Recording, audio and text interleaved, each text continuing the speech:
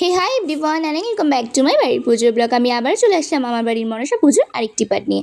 আশা করি তোমরা সবাই আমার আগের পার্টটি দেখেছো। তো আগের পার্টে তোমাদের দেখিয়েছিলাম আমাদের ভাঙাচোরা নাচ।